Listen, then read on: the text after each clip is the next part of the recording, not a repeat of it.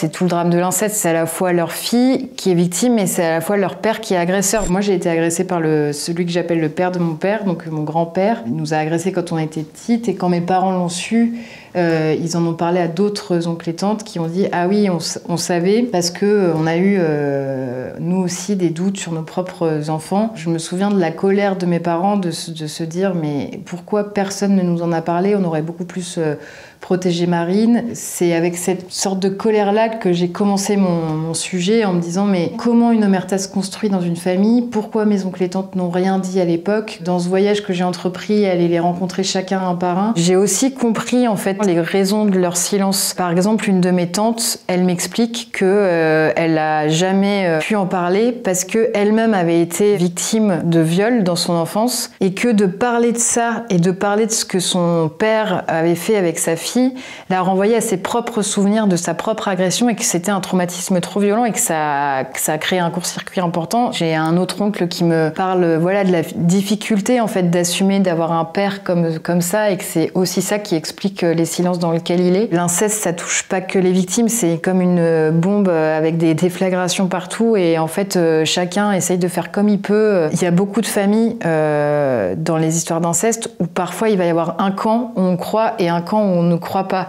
Nous, dans notre famille, il n'y a pas du tout eu ça. On m'a toujours cru, mais par contre, c'était mieux de ne pas en parler, quoi. C'est ça l'inceste, c'est l'indicible en fait. C'est pas seulement des histoires de violences sexuelles, c'est des violences sexuelles commises par quelqu'un qu'on aime naturellement. Donc forcément, ça crée une notion un peu de double peine pour les victimes. Je me suis rendu compte que ça crée aussi une double peine pour les proches dans l'impossibilité de faire face à cette situation. Mais il y a aussi une forme de mauvaise foi aussi qu'il faut pas nier en fait. Le fait de pas regarder, le fait de pas poser de questions, le fait d'avoir des doutes et de garder ses doutes pour soi, tout ça, ça contribue au mécanisme du silence et c'est ce qui contribue aussi au fait que, voilà, on se retrouve non pas avec 3 victimes, mais avec 10 victimes. Et on vous demande, en tout cas c'est ce que vous écrivez dans ce roman graphique, on vous demande si vous allez publier sous votre vrai nom, c'est ce qui inquiète beaucoup de personnes dans votre famille. Et est-ce que cette mécanique de l'omerta, elle se joue pas aussi dans le regard des autres sur sa propre famille, sur la peur de l'honneur bafoué et d'être assimilé aux actes de l'agresseur? Ouais, ça c'est une vraie donnée sur les questions d'inceste. Effectivement, on se rend compte que la honte de qu'est-ce que l'autre va dire de moi, qu'est-ce que l'autre va dire de ma famille, elle est très très forte quand on doit assumer le fait d'avoir un père, un grand-père, un cousin violeur.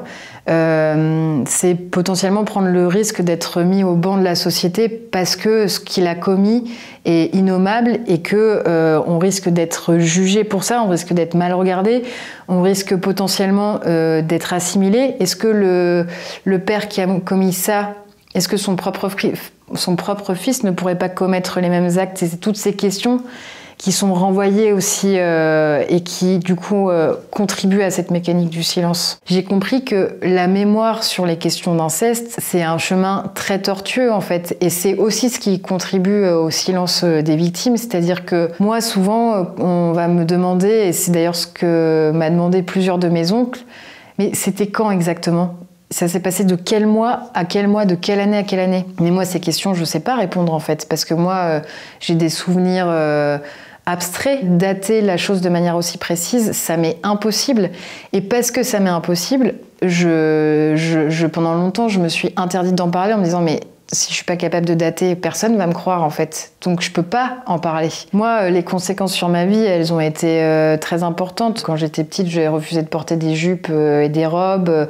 Au moment de l'adolescence, je refusais de mettre des tampons, etc. La vie sexuelle, ça a forcément eu un impact très important. Ce qui est de l'ordre des premières découvertes pour les gens qui n'ont pas vécu ça, nous, ça peut être de l'ordre du flash. Et donc, oui, ça peut avoir des conséquences à plein d'échelles dans une vie de victime, ouais.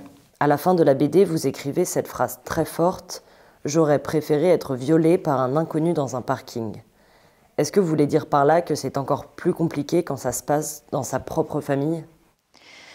C'est vrai que je remets pas du tout en cause les conséquences pour une victime qui a été violée dans un parking par un inconnu. Mais c'est vrai que si j'ai écrit cette phrase, c'est que j'ai le sentiment que l'inceste, il y a quand même notion de double peine très forte, voire de triple peine, parce que déjà on subit des viols qu'on n'aurait jamais dû subir, mais on le subit de la part de quelqu'un qu'on aime naturellement quand on est enfant.